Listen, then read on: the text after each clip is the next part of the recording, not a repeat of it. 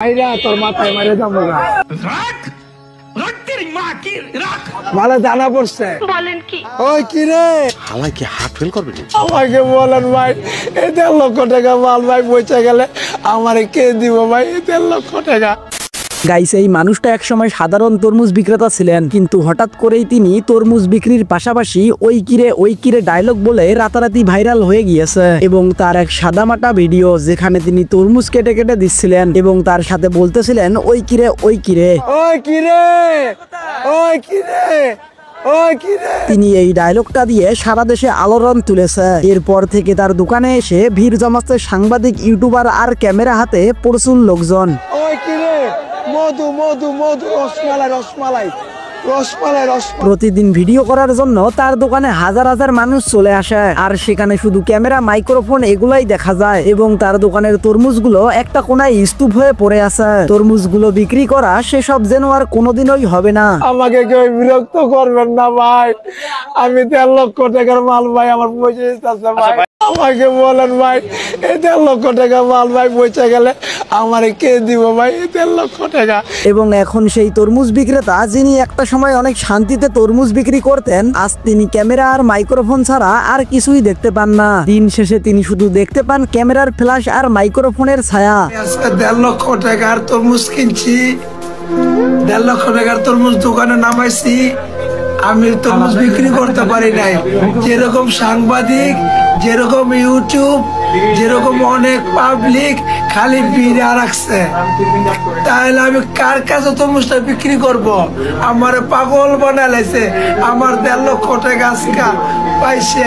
এবং তিনি অতীতের সাংবাদিকদের এবং ইউটিউবারদের এখন আর সহ্য করতে পারতেছেন না। তার এখন শুধু একটাই কথা, আমাকে আপনারা আর বিরক্ত করবেন না, আমি শুধু একজন সাধারণ তরমুজ বিক্রেতা, আপনারা আমাকে আমার কাজ করতে দিন। এখন আমি আপনাদের কাছে হাত জোর করে বলি, আমাকে বিরক্ত করবেন না, আমার ব্যবসা করে খাইতে দেন, বাঁচতে দেন। এমনকি কিছুদিন আগে এক সাংবাদিক যখন তাকে আবার ভিডিও করার জন্য অনুরোধ করেন, তখন তিনি আর সহ্য করতে পারলেন না।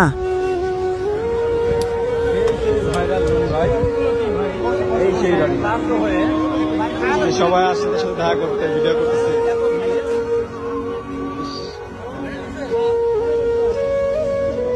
আজটা কি হইলো? তার মুখে অসহায়তার ছাপ, চোখে ক্লান্তি, আর বলতে বাধ্য হলেন যে আমি শুধু তরমুজ বিক্রি করতে চাই, কিন্তু আপনাদের এই ক্যামেরাগুলোর কারণে আমি আমার কাজটা ঠিক মতো করতে পারতাছি না, আমাকে আমার কাজগুলো শান্তিতে করতে দিন, আপনাদের কাছে আমি আর কিছুই চাই না।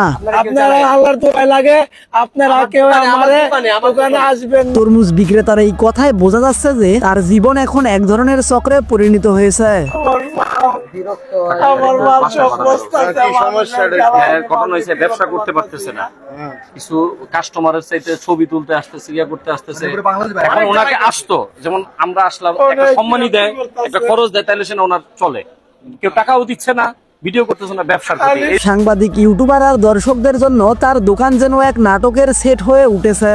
ওই কিরে ওই কিরে ওই কিরে মধু মধু মধু রসমালাই রসমালাই রসমালাই রসমালাই। কিন্তু সেই সাধারণ তরমুজ ব্যবসায়ীর হৃদয়ে শুধুমাত্র একটাই ইচ্ছা, এবং তার ইচ্ছাটি হচ্ছে সে আগের মতো স্বাভাবিকভাবে নির্দ্বিধায় শান্তিতে তরমুজগুলা বিক্রি করতে চায়। ওই কিরে ওই কিরে মধু মধু মধু রসমালাই রসমালাই রসমালাই।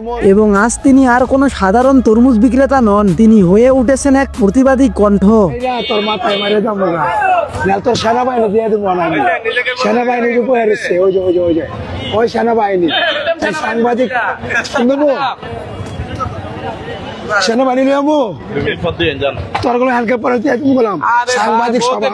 এবং তিনি চায় তার পেশাকে সম্মান জানানো হোক এবং আর কেউ যেন তাকে নিয়ে ভিডিও বানাতে না আসে। ওই কিরে মধু মধু, এই কথাটা কয়ে একটা লোক ভাইরাল হয়েছে। ভাইরাল কে করছে? আপনি আর আমি। আমরা এটা নিয়ে ট্রোল করছি, মজা করছি, যা না তা করছি।